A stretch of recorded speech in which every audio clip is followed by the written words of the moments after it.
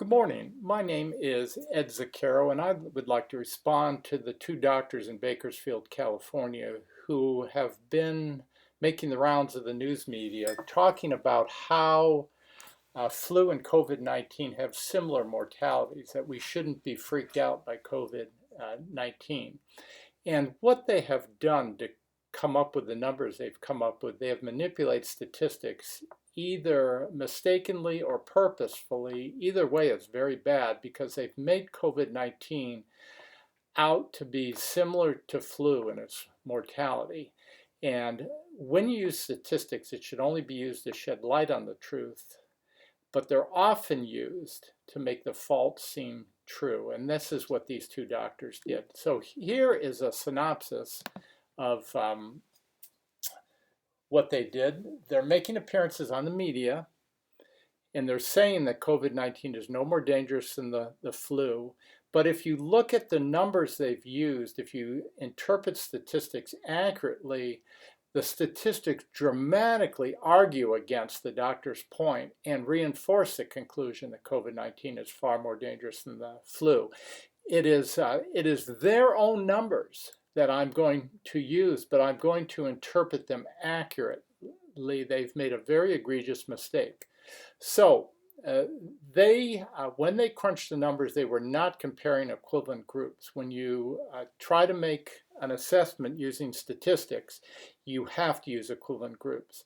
And before I tell you what they did, I am going to talk about a much simpler case that you can see what happened. It happened in the city where I live. I live in Dubuque, Iowa. And then I'll get back to what the doctors did. So in Dubuque, Iowa, we had dramatic achievement gains one year. These are 6 of our elementary schools. And from 1992 to 1993, huge gains in achievement tests. The percentile rank increases are almost unheard of. And if you look at it carefully, you can see how the school system made it appear that there were dramatic gains. In 1993, they took out all special education children scores. So if you report in 1992 achievement tests with special education in 1993, you take that special education students out, of course you'll have a dramatic gain. So they're not comparing equivalent groups. So let's get back to what the doctors did. So they took COVID-19 deaths in New York and divided by the total population of New York, which is fair. They can do that. And they came up with your chance of dying of COVID in New York. And it ended up being 0.1% of the people of New York have died of COVID. Pretty large number when you think about it. So now they wanted to compare it to the flu to see the mortality, the difference. So here's where they made an egregious error. They wanted to compare to flu deaths in 2017-18. They wanted to compare that to the current pandemic. So here's what they did. They took flu deaths in that season, 62,000 in the United States, and divided it by the number of people who contracted the flu that year, which was 45 million, came up with 0.1% of people who contracted the flu died. And from this calculation, they came up with the shocking conclusion that everyone has been wrong pretty much about the seriousness of COVID-19, and they made the claim that they have very similar mortalities. Now, these doctors sat at their press conference in scrubs. They're very articulate, very smart in most things, I'm sure, came across as very knowledgeable, but they messed up on the statistics and are giving people an impression that COVID-19 has about the same mortality as the flu, and it does not. So let's see what they did. Did you spot their error? Why is what the doctors did incorrect? So let's look back at it. They took the deaths of COVID-19 in New York and divided by the total population of New York. They didn't compare deaths to those who were infected like they did with the flu. With the flu, they did deaths compared to those infected. With COVID-19, they did deaths compared to total population in New York. So we have to change this a bit. And using their same numbers, let's compare apples to apples. So flu deaths in 2017, 62,000. people contracted the flu, 45,000. They compared deaths of who were infected, not total population. So let's go back and do COVID-19 and flu the same way.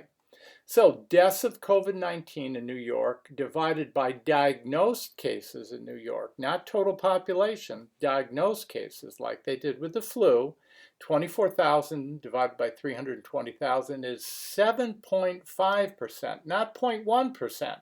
It is 7.5% mortality compared to the flu's 0.1%.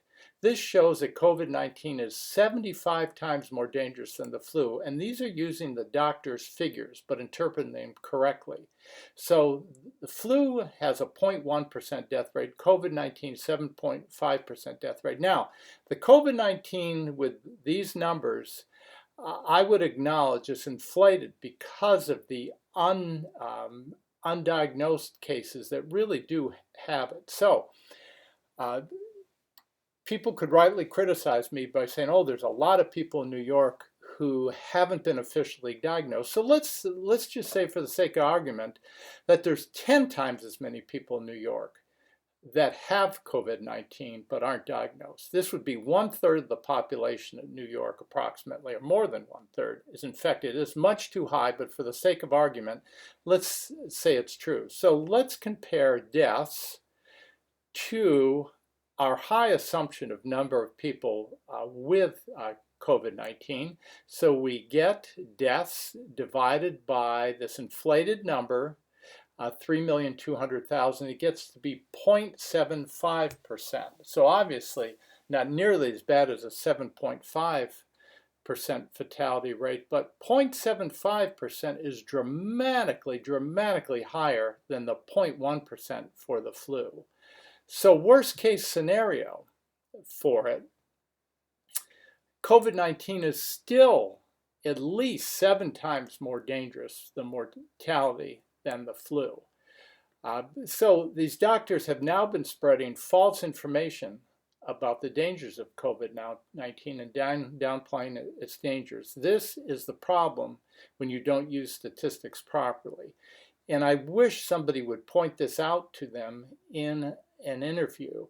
Now, I'm not even talking about their bias in their sampling that they did at their hospital is clearly a problem with their statistics. But what they did, not comparing equivalent groups, is far more damaging to get an accurate look at the statistics on this. So let me finish with proper use of statistics is important. Statistics should only be used to shed light on the truth, but so often they are used to make the false seem true. So thank you for listening to my explanation. I hope somebody corrects these doctors' false information. I'm not optimistic about it because they are hitting the news media hard this week, and they have been on Fox. They've been interviewed in many places. And the general public who is not knowledgeable as they should be on statistics may take them at their word and not be as careful as they should be. So remember, from the accurate use of statistics, COVID-19 is at least 7 times more dangerous than the flu. And my guess is it's even more dangerous than that. It's probably 10 to 20 times more dangerous than the flu. So again, thank you for listening, and we'll see. Hopefully these doctors' misuse of statistics is corrected and the general public gets the right information on this.